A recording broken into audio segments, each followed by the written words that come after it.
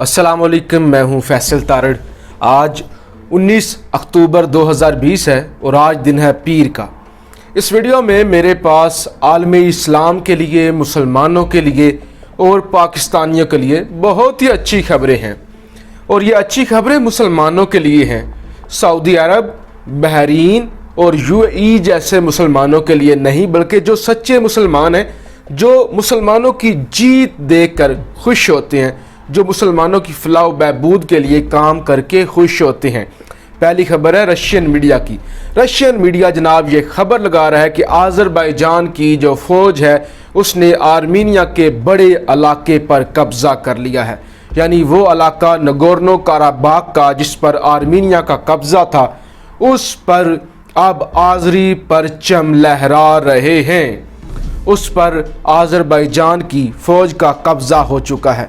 इससे अगली खबर ये है कि आज़रबाईजान ने एक और इलाके को कंट्रोल में ले लिया और अब उस शहर की मसाजिद में 5 वक्त की अज़ानों की आवाज़ें सुनाई देंगी।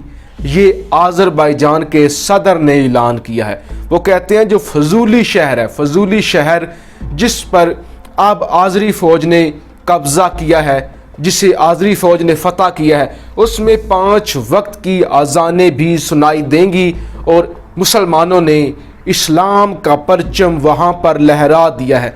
इस वीडियो में आज़रबाईजान के हवाले से भी बात करेंगे और जैसे शुरू में मैंने कहा सऊदी अरब, बहरीन और यूएई, उनको भी मैं एक्सपोज करूँगा कि वो क्या कर रहे हैं। जब मुसलमान तुर्की, पाकिस्तान और आज़रबाईजान के मुसलमान आलमे इस्लाम में फ़तह के झंडे लहरा रहे हैं और वहाँ की मसाजिद में अज़ानों की आवाज़ें गूंज रही हैं, तो ऐसे में ये मुसलमान जो नाम निहाद मुसलमान हैं, ये क्या कर रहे हैं।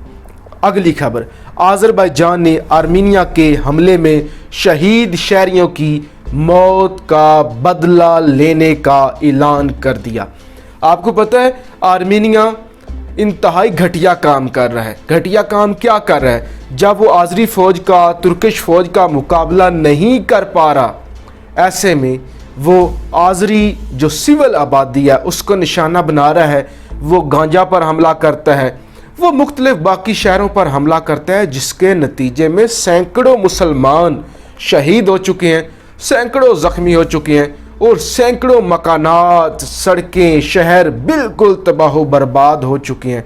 लेकिन आज़री फ़ौज ने यह ऐलान किया है कि हम इनका बदला लेंगे, हम चैन से नहीं बैठेंगे, हम बदला लिए बगैर वापस नहीं आएंगे।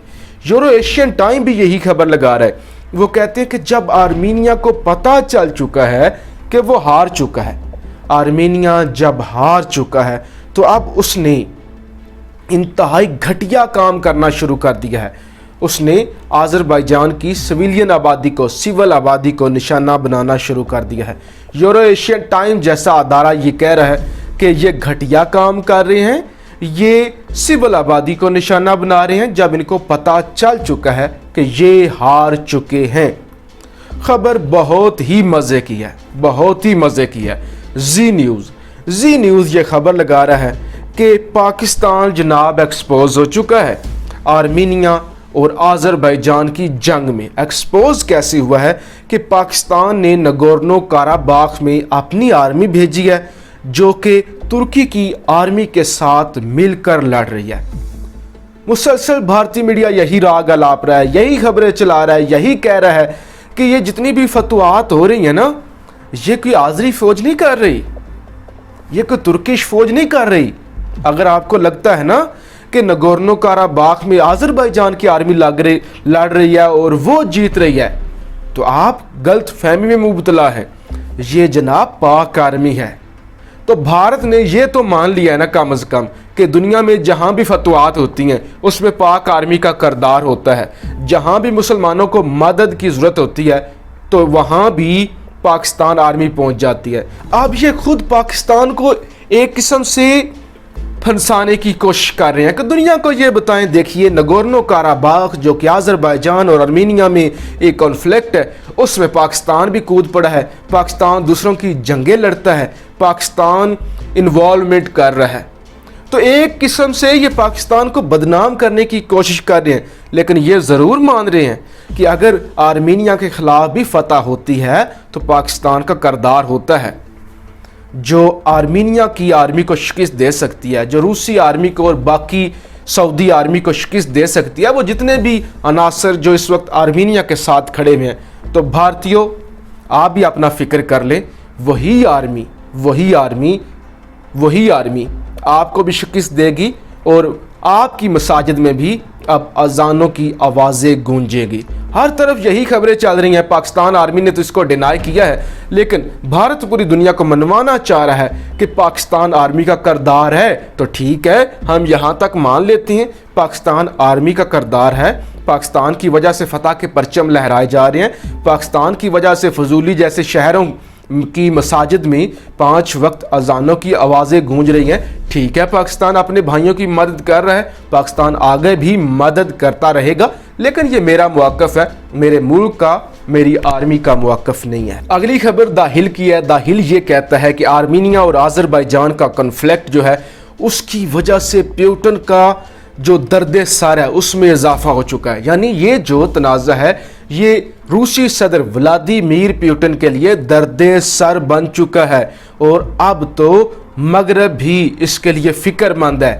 مغرب کو بھی فکر ہو رہا ہے کہ جس طرح یہ جنگ بڑھ چکی ہے، جس طرح سے ہلاکتیں ہو رہی ہیں، جس طرح سے آذری فوج فتح پہ فتح کے جھنڈے لہراتی جا رہی ہے، نئے گاؤں، نئے شہر، نئے علاقوں پہ قبضے کرتی جا رہی ہے، تو اب مغرب جو کہ ایک کرسچن آبادی کا علاقہ ہے اس کو فکر ہو رہی ہے کہ ہمارے جو کرسچن بھائی ہیں وہ مصیبت میں ہیں، لیکن جب تک آرمینیا جیت رہا تھا تب تک انہیں بالکل بھی فکر نہیں تھی۔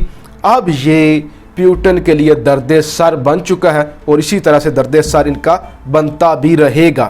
خبر بہت ہی اہم، آپ کو میں نے بتایا تھا کہ ویڈیو کے دوسرے حصے میں یہ جو نام نہاد مسلمان ہیں یہ کیا کر رہے ہیں میں آپ کو بتاؤں گا۔ خبر ہے کہ اسرائیل اور بحرین کے مابین سفارتی تعلقات کی بحالی تقریب کی تیاریاں مکمل۔ اس کے ساتھ ہی اگلی خبر بھی سن لیں کہ اسرائیل نے بحرین کو یہ ریکویسٹ کی ہے کہ آپ اپنے ملک کے کیپٹل منانا میں ہماری امبیسی کھولیں، ہماری امبیسی کھولنے کے لیے راہیں ہموار کریں۔ تو بحرین کے اندر تیاریاں چل رہی ہیں باقاعدہ ایک ایونٹ کرنے کی، جس میں باقاعدہ پوری دنیا کے سامنے اسرائیل کو تسلیم کیا جائے، اور اس کے علاوہ اسرائیل نے یہ درخواست کی ہے بحرین سے کہ اپنے شہر منانا میں ہماری امبیسی کھولیں۔ تو بحرین تو یہ کر رہا ہے، اب یو اے ای کیا کر رہا ہے یہ بھی ذرا دیکھیے۔ خبر ہے برطانوی خاتون کا اماراتی وزیر پر جنسی استحصال کا الزام۔ ابوظبی کے شاہی خاندان سے تعلق رکھنے والے 69 سالہ شیخ نہان بن مبارک ال نہان نے جزیرے پر بنے بنگلے میں نشانہ بنایا۔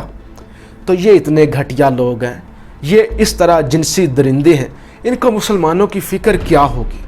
یہ تو مسلمانوں کو بدنام کر رہے ہیں، یہ تو مسلمانوں کا نام بدنام کر رہے ہیں، مسلمانوں کا دین بدنام کر رہے ہیں۔ اتنے یہ گھٹیا لوگ ہیں، یہ مسلمانوں کی آواز کیا بنیں گے؟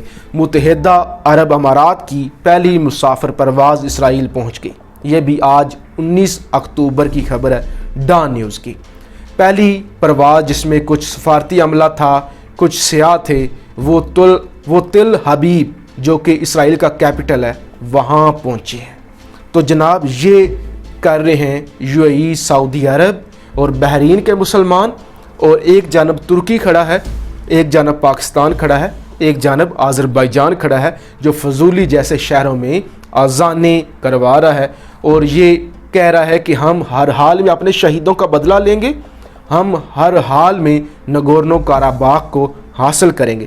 تو یہ دو کردار ہیں، دو طرح کے مسلمان ہیں، ایک پاکستانی اور ترکش مسلمان، اور دوسرے یہ عربی مسلمان۔ فیصلہ آپ نے کرنا ہے کون حق پہ ہے، کون سچا ہے، کون مسلمانوں کی فلاح و بہبود کے لیے جنگیں لڑ رہا ہے، کون مسلمانوں کے حق کے لیے اور اسلام کی سربلندی کے لیے پرچم لہرا رہا ہے، اور کون یہود و نصارہ کے لیے جو مسلمانوں کے قاتل ہیں، جو اسلام کے دشمن ہیں، ان کے لیے ڈیلز کر رہا ہے، اور کون جنسی درندے ہیں کون مسلمانوں کا نام دنیا میں بدنام کرتے ہیں، اور بھارت جو مسلسل دنیا کو بتاتا ہے کہ آذربائیجان کے ساتھ مسلمان ہیں، آذربائیجان کے ساتھ پاکستانی ہیں، پاک آرمی لڑ رہی ہے، تو بھارتیوں ہماری سفارتی، ہماری اخلاقی جتنی بھی ہمدردیاں ہیں وہ آذری عوام کے ساتھ ہیں، اور ہم آخری دم تک اپنے مسلمان بھائیوں کے ساتھ کھڑے رہیں گے۔